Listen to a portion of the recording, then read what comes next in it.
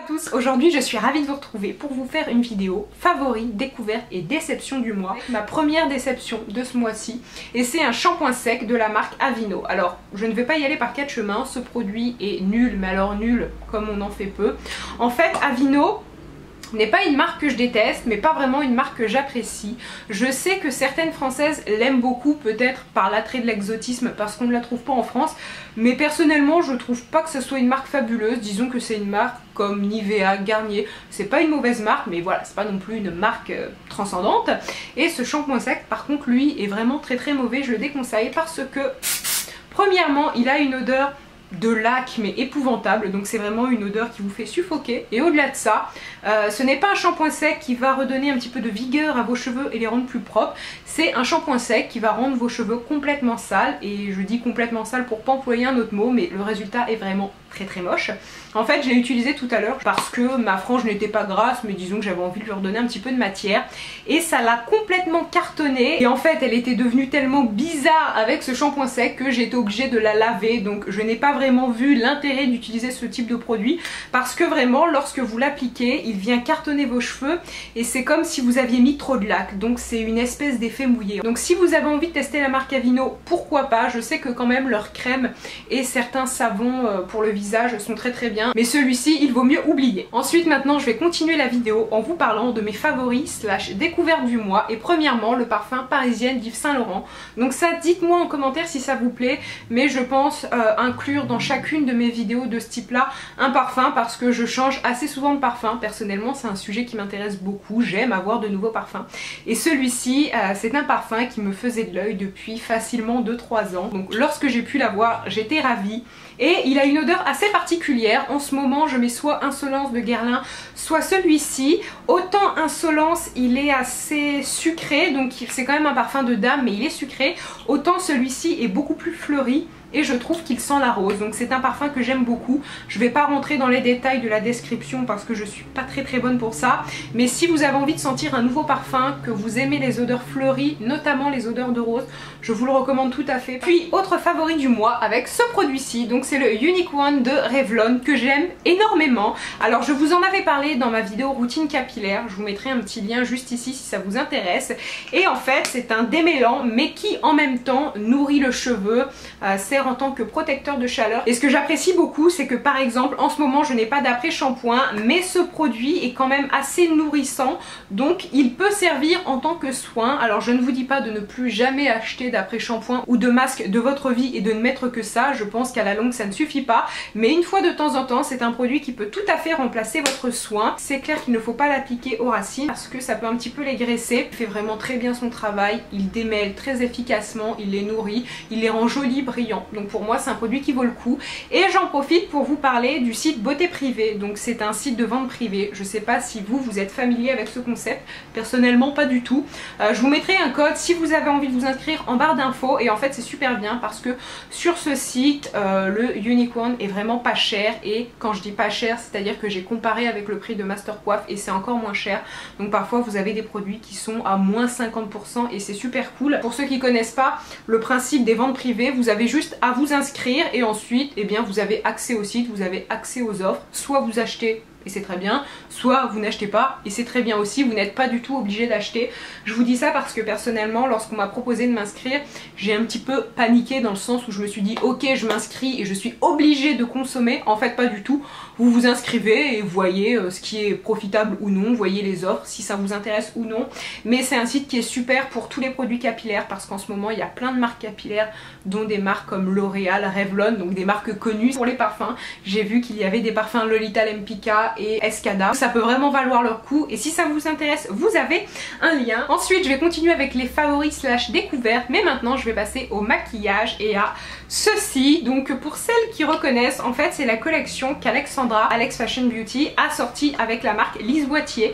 Lise Wattier est une marque québécoise, je vous en ai parlé à quelques reprises, c'est vraiment une jolie marque, une marque haut de gamme avec de très beaux produits, et Alexandra a eu la chance en fait de sortir une collection avec eux, et lorsque j'ai reçu les 3 produits, puisqu'il y a un rouge à lèvres, un blush et une palette d'ombre à paupières. Et bien j'ai tout à fait, mais vraiment tout à fait reconnu Alexandra dans les produits. Je ne sais pas si vous suivez sa chaîne, mais si c'est le cas, elle est brune, elle a quand même un teint un petit peu plus mat que le mien. En même temps, vu comme je suis blanche, c'est pas très difficile, mais elle a une peau bronzée et elle met toujours certains types de couleurs. Et lorsque j'ai vu ces produits, je me suis dit mais c'est tout à fait elle. Alors le premier produit de la collection, c'est celui-ci, donc c'est un duo blush slash enlumineur, et la première fois que je l'ai vu, j'étais quand même un petit peu dubitative pour ma teinte de peau, parce que je me suis dit que sur un teint assez clair ça allait être pas très joli, et en fait pas du tout. C'est ce que je porte actuellement, donc je ne sais pas si vous allez le voir, mais ça vient réchauffer le teint, et le côté un petit peu brun et bien fait très naturel, donc c'est pas du tout un blush qui va non plus faire trop artificiel, et je trouve que c'est tout à fait parfait. Que vous ayez une peau mate ou une peau blanche, et bien c'est tout à fait joli. Moi ce que je fais, c'est que je mélange les deux couleurs. Ici on a une couleur qui est un petit peu plus dorée avec des irisés, donc je mélange les deux et ça me donne un blush très lumineux, neutre. C'est un produit que je vous recommande tout à fait si vous arrivez à vous les procurer, parce que par contre Lise Wattier vend ses produits au Canada et aux États-Unis, donc vous pouvez passer par Shipito, et si cette collection vous tente, très franchement je vous la recommande. Et au-delà de ça, le packaging, je vous ferai des close-up, c'est vraiment très joli. Ensuite, le deuxième produit de la collection, c'est une palette d'ombre à paupières.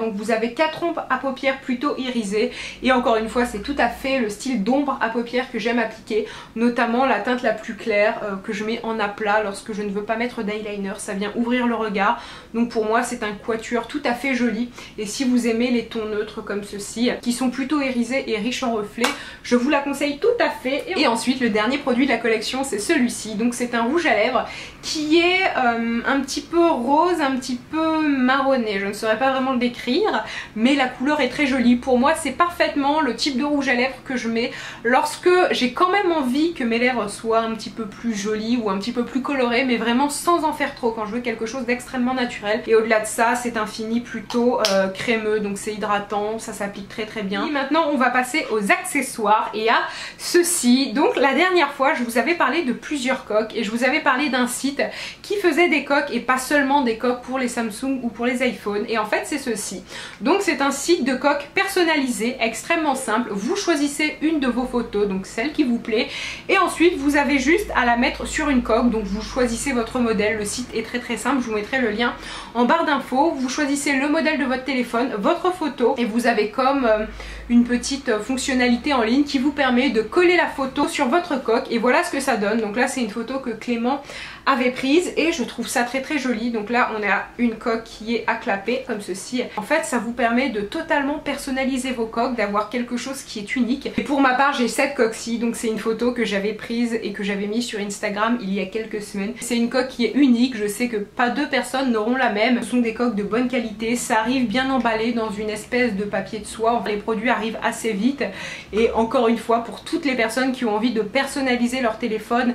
Mais c'est vrai que sur eBay, moi je commande énormément de coques sur eBay, mais le problème c'est que la plupart du temps ce ne sont que pour les iPhones, donc c'est assez dommage. Là Clément un Samsung, et au-delà de ça ils font des coques pour plein d'autres marques, notamment la marque Vico, donc c'est vraiment très bien. Au niveau des prix sur le site, ça avoisine, ça dépend en fait, il y en a aux alentours de 13-15 €, un petit peu plus, ça dépend après le modèle que vous choisissez, mais j'ai un code de 20% pour vous, donc il va s'afficher juste ici, et je trouve qu'avec 20% ça vaut tout à fait le coup. Et au-delà de ça, ça peut être une super bonne idée de cadeau pour les personnes qui n'ont pas envie de mettre trop cher, c'est-à-dire pas plus de 15-20 €.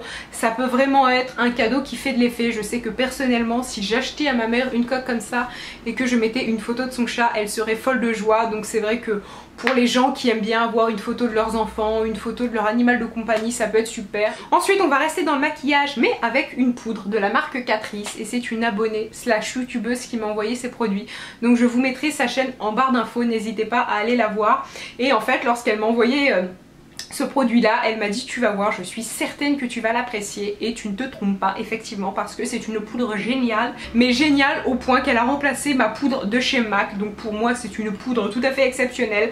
En fait c'est une poudre qui est là pour matifier, mais qui en même temps a un effet assez velouté, donc c'est parfait pour les personnes qui ont envie d'unifier leur teint mais qui ne veulent pas mettre de fond de teint. Alors après c'est sûr que ça sera extrêmement léger, mais moi en fait je l'applique au pinceau ou à la houppette après avoir mis mon fond de teint, et ça vient rapporter un petit peu de couvrance, et surtout ça vous donne un aspect teint de poupée vraiment très joli. C'est un produit d'excellente qualité et comme je vous l'ai dit, c'est une poudre qui a remplacé ma poudre de chez MAC, et quand on le voit le prix d'une poudre de chez MAC, et bien c'est sympa de faire des économies. Pour savoir où trouver la marque Catrice, ça j'aurai un petit peu plus de mal, mais en barre d'infos j'essaierai de vous mettre des informations. Ensuite on va continuer avec le maquillage pour le teint et cette base, donc c'est la base Éclat Minute de chez Clarins, et je tenais à vous en parler parce que je parle quand même assez souvent de bases sur ma chaîne, sauf que la plupart du temps ce sont des bases à texture siliconée et je sais que vous n'appréciez pas tous ce genre de base et celle-ci ne l'est pas du tout. Donc c'est vraiment une base qui est là pour sublimer et corriger votre teint. Lorsque vous l'appliquez, premièrement elle sent très bon, donc c'est le petit détail des produits de luxe, mais surtout en fait c'est une base qui va être très lumineuse, donc pour les personnes qui ont la chance d'avoir un teint quand même assez bronzé ou un teint encore hâlé, et bien ça va juste donner un petit coup de peps à votre peau, vraiment la rendre plus lumineuse, mais pour autant ne pas apporter d'effet de matière. Ça reste extrêmement naturel et au-delà de ça, bien évidemment, c'est une base que l'on peut appliquer sous le fond de teint, c'est très bien aussi. Elle prolonge la tenue du fond de teint et elle fait comme une espèce de barrière entre votre peau et votre fond de teint, ce qui fait en sorte que bien évidemment il reste plus longtemps sur votre peau. Puis pour rester dans le maquillage du teint, je vais vous présenter je crois mon plus gros coup de cœur de ce mois-ci, et c'est l'anti-cerne Jet Lag de Cargo, encore une fois, qui est complètement fou. Alors je vous explique, lorsque je l'ai eu, je me suis dit en fait je risque de ne pas l'aimer parce que c'est un anti-cerne qui se présente avec une espèce de petit pinceau et ça me fait penser à celui que j'essayais de la marque Bourjois, qui est pour moi inefficace parce qu'en fait la matière est tellement fluide que ce n'est pas du tout couvrant. C'est devenu mon anti-cerne favori et je ne suis pas mécontente d'avoir trouvé ce produit là parce que j'aime énormément l'anti-cerne de CoverGirl, mais il est discontinué. Et celui-ci en fait c'est le combo parfait parce qu'il est très couvrant mais très naturel et il n'est pas du tout desséchant. Alors pour autant il n'est pas gras, ce n'est pas un anti-cerne qui va filer dans les petites ridules que l'on peut avoir sous les yeux. Donc si vous avez envie d'un anti-cerne qui a une très bonne tenue et qui fait naturel, et bien je vous recommande celui-ci à 100%. Ensuite je vais vous parler de la nouvelle bébé crème d'Estée Lauder. Alors il y a quelques temps je vous avais fait une vidéo sur les bébés crèmes. J'avais testé une bébé crème de grande surface et j'avais été satisfaite mais sans plus. Donc depuis j'ai testé des bébés crèmes un petit peu plus haut de gamme parce que certaines d'entre vous m'ont dit essaye des bébés crèmes soit asiatiques soit dans certaines marques de luxe et tu verras qu'en général elles sont meilleures. Donc j'ai testé une bébé crème de chez Clarins que j'ai beaucoup appréciée et récemment j'ai testé celle de chez Estée Lauder. Alors par contre là où j'ai été extrêmement déçue, c'est qu'elle est proposée en deux teintes, la teinte light medium et ensuite la teinte plus foncée. Bien évidemment moi je l'ai pris dans la teinte la plus claire, mais ce n'est vraiment pas clair du tout. En fait je l'ai testé, je l'ai mise 2 fois pour vraiment voir comment le produit était, mais je ne l'ai pas gardé, donc je l'ai envoyé à une amie, Marina si tu passes par là, parce que très clairement le produit ça va pas du tout sur moi, c'est vraiment trop foncé. Donc pour les filles qui ont un teint pâle, mais on va dire pâle dans la moyenne, c'est parfait, mais pour les personnes qui sont comme moi blanches comme un mur, ça ne va pas. Et au niveau de la bébé crème, elle est très bien parce que elle n'est pas du tout brillante. En fait c'est un problème que j'ai pu remarquer avec certaines bébé crèmes, notamment celle de chez Garnier. Ça donne un côté un petit peu luisant au visage et un côté j'ai couru pendant 15 km donc je transpire. C'est pas très beau. Mais au niveau de la matière, ce n'est pas du tout comme un fond de teint extrêmement fluide, c'est plus comme une crème. Elle s'étale bien, donc elle est très jolie. Au niveau de l'effet, j'ai rien à lui reprocher, ça vient quand même corriger les quelques imperfections, unifier le teint, et en plus de ça on n'a pas l'effet brillant, donc je l'aime beaucoup.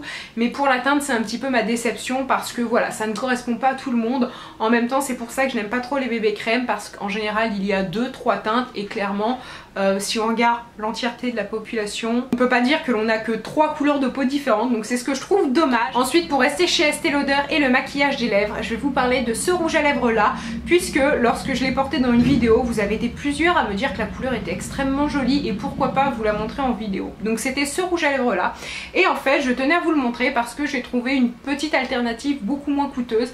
Là quand même Estée Lauder c'est un produit de luxe, alors qui pour moi est tout à fait bien. C'est un rouge à lèvres donc avec une couleur assez automnale, c'est une espèce de rouge assez foncé, un petit peu brun, donc c'est parfait. En plus de ça c'est quand même une couleur avec beaucoup de brillance, donc ça donne une certaine dimension à vos lèvres, ça les met en valeur et l'effet brillant vient contrebalancer le fait que ça soit une couleur foncée, donc je trouve que ça la rend plus facile à porter. Bref, c'est un rouge à lèvres que j'aime beaucoup, mais il y a une couleur qui est quand même assez similaire chez Yves Rocher, donc voilà, je vais vous mettre les deux à côté. Ce n'est pas exactement la même couleur, mais en fait ce qu'il faut retenir c'est que lorsque je vous présente un produit de luxe, ne vous dites pas qu'il n'y a que cette marque de luxe qui a fait ce produit là, surtout pour les rouges à lèvres. Très franchement si on cherche un petit peu on trouve des dupes. Peut-être que celle d'Yves Rocher est un petit peu plus brillante, mais quand même on reste dans une couleur assez automnale. Et pour vous parler un petit peu plus de cette nouvelle gamme de rouge à lèvres d'Yves Rocher, ils sont très très bien. Et ce que j'aime en fait, c'est que vous avez pas mal de couleurs, dont des couleurs orangées, des couleurs roses, vraiment des couleurs qui se remarquent. Mais étant donné que ce sont des couleurs assez brillantes, je trouve que finalement elles sont assez faciles à porter. Si vous avez envie de rouge à lèvres assez brillant, avec quand même une couleur, mais tout en restant assez simple, j'allais dire, dans le sens où imaginons que vous allez travailler, que vous avez envie de mettre du fuchsia mais que vous n'avez pas non plus envie d'avoir un fuchsia qui va être très voyant et trop présent, et bien ceux-là sont parfaits. Et bien écoutez, sur ce la vidéo est finie, j'espère très sincèrement qu'elle vous a plu et dans les commentaires n'hésitez pas vous aussi à me faire part de vos déceptions du mois ou bien de vos favoris. Je pense que ça pourrait tous nous aider et éventuellement nous faire économiser de l'argent ou de nous faire dépenser. Je vous fais à tous de très très gros bisous et je vous dis à très bientôt. Bye.